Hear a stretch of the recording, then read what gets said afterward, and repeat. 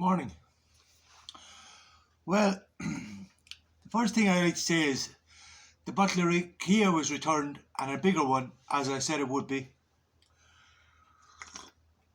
And the hat is back in the suitcase and she can post it herself when she comes back. Now, you might wonder why do I say she's coming back, but I know she'll come back because I'm the best teacher. And I remember I used to have a gym one time and I used to always insist on training everybody who came into the gym. I always insisted on giving them their first training session. And I used to put them through hell. I was brutal, like, even though it was only their first session, I used to train them as hard as I possibly could. I made sure I squeezed to squeeze the last out of every rep and everything else.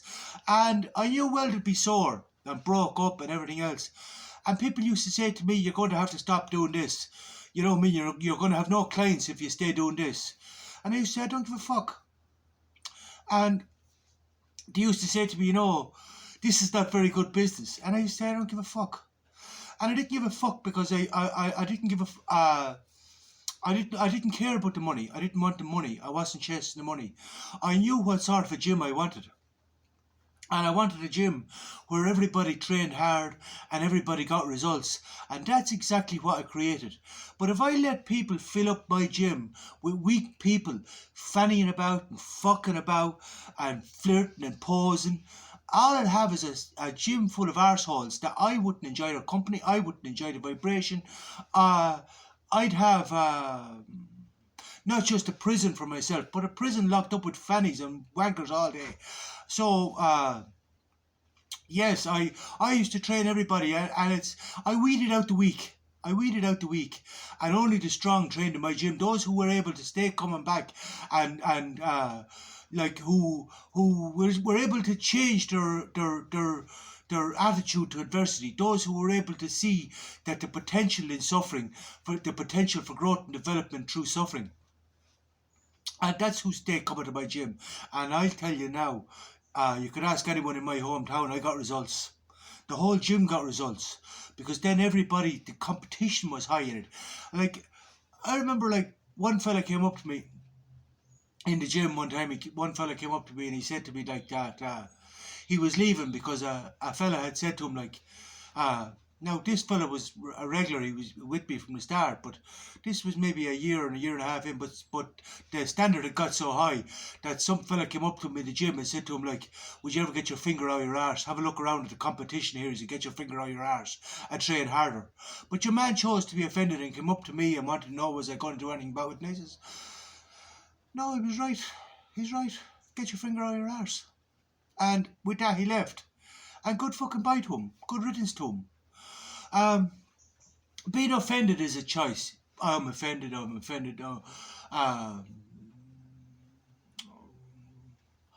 I used the word stupid cunt there during the week, like, I said you're a stupid cunt, but whether you get offended or not by that, this is a choice. But it's only through exposure to this sort of thing that you can learn to adapt and overcome. Because reading this shit in a book, or posting fucking memes that I love everybody, you're just talking out your fucking arsehole. These are what you call delusions. Love everybody, but yeah, fuck away from me. You know what I mean? This is what you call pure bullshit and delusions. A self-righteous prick. We leave it at prick. But you know what I mean? Like you're just preaching from the pulpit, but really, like your preaching's completely contradictory to your actions. Like, you know, love everybody. This is like, what's your concept of love with your love everybody? Do you know what I mean? Love everybody memes, but what's your concept of love? Did you even ask what your concept of love was? The same as a man here the other day. I said, what's your concept of God? Oh, God is love. I said, what's love? What's your concept of love? Oh, love is everywhere. And these are that's what this is. You know what I mean? That's what this is. This is a man that thinks he thinks of everything, but he thinks of nothing. Because he doesn't ask the right questions, because he knows everything. He knows fucking everything. You know what I mean? But you don't belong finding out how much a person knows or doesn't know when you put them through hell, when you put them through adversity, when you take their drink or you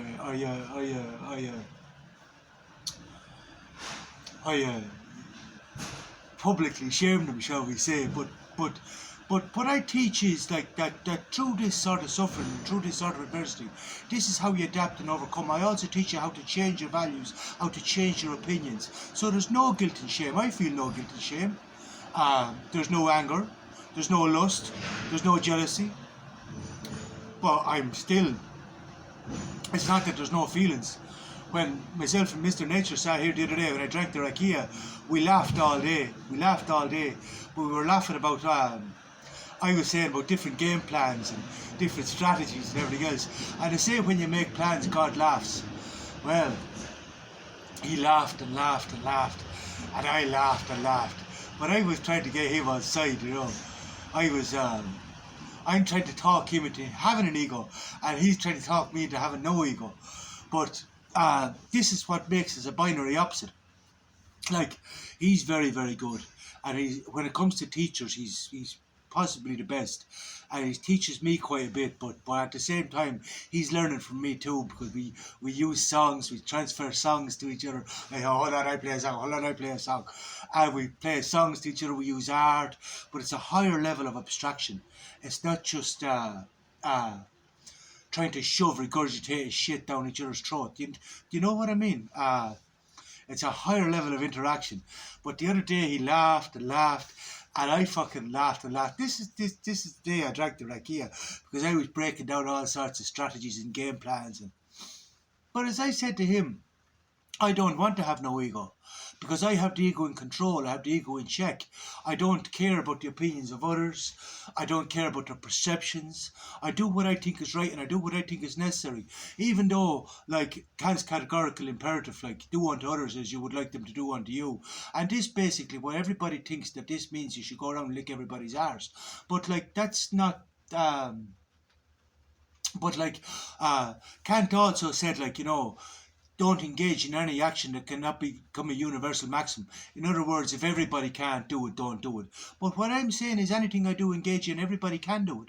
Everybody can do it, as long as to remember there's a consequence for every action. There is a consequence for every action, and I'm not exempt from that. I'm not exempt from that. Everything I do and everything I did to everybody else in the last stage of the last module,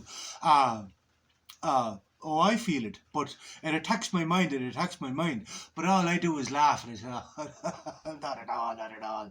I reject, refute, and refuse my thoughts, but it gives me all sorts of delusions and all sorts of thoughts about prostitution going on, and all sorts of what a lot of people would call dark thoughts, but I just laugh and say, that's fine. Everyone to their own. I had to establish the facts, and could I even be arsed to establish the facts? But when I haven't established the facts, that absolutely means nothing to me.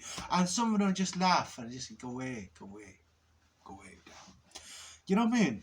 But then when it's what meets me direct or face on, for example, like Facebook posts or anything like this, I will choose my response. Yeah. And I will respond, because this is to play, this is to interact, this is to teach, this is how we teach each other, this is how we learn. And really then it's a question of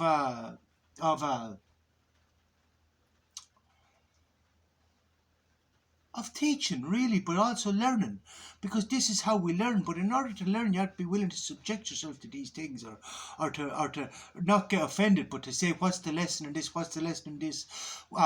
to choose your best response in every eventuality. And some might call it critical thinking, but I call it a little bit more than critical thinking. It's pure reason. Critical thinking is when you have see, I won't say that there's no feelings, because there is feelings, but your actions are not determined by your feelings. Your actions are determined by pure reason. Like, if they're determined by feelings, like you're going to be run ragged. I'm just taking my time. You're going to be run ragged. Like the likes of the little one, like I know she's taken back because I'm the best teacher, but she has an old soul. I know her soul, and it's her soul that brought her here. And if she stays coming back, I'm telling you, she'll be so powerful. You see, like, people whose actions are motivated by the feelings, she'll just eat and shite them, like. She will just eat and shite them. She'll become more and more powerful, like.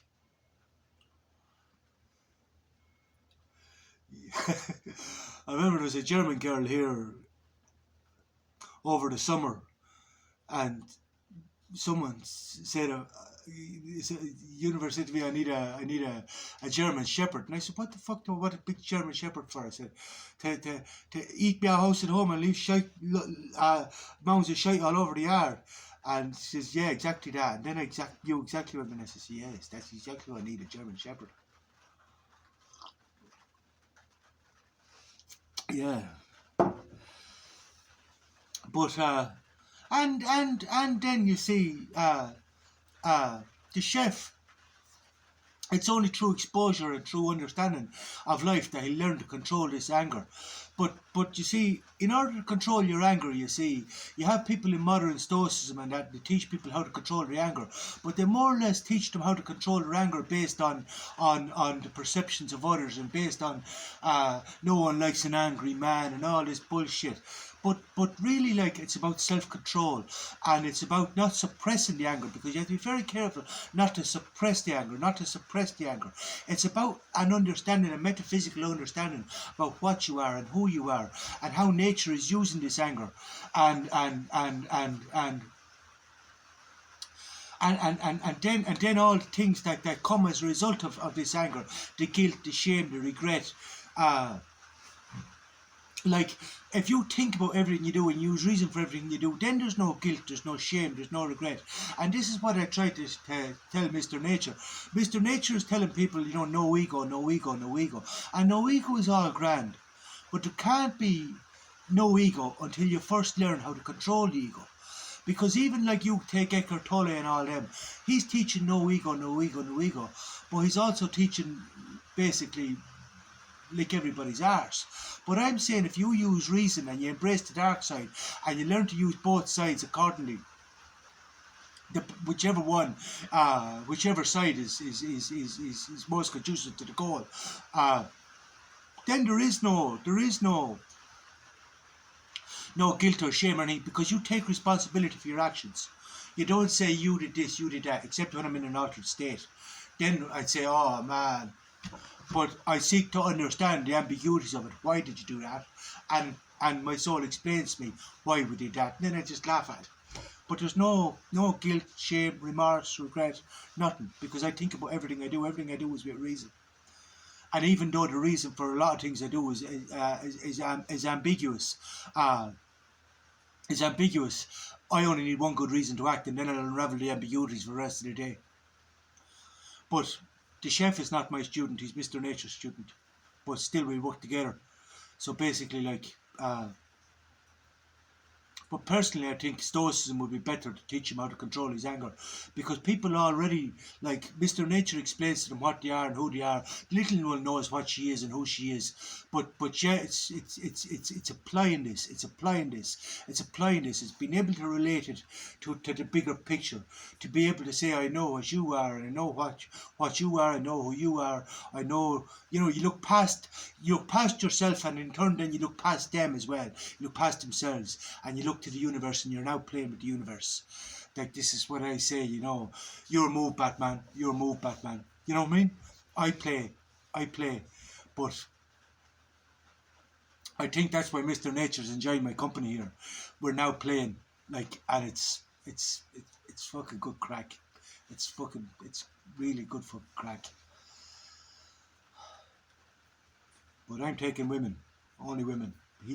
He can take the lads, because lads for me are, I don't enjoy the testosterone buzz, the competition from the lads. I enjoy the love buzz, the crack, the love buzz. I enjoy love buzz. And love buzz is always good, but this lads tend to get very aggressive, sort of. You saying, I don't enjoy that buzz, so I leave them to him. Mind yourselves, yeah. Bye. Talk to you tomorrow.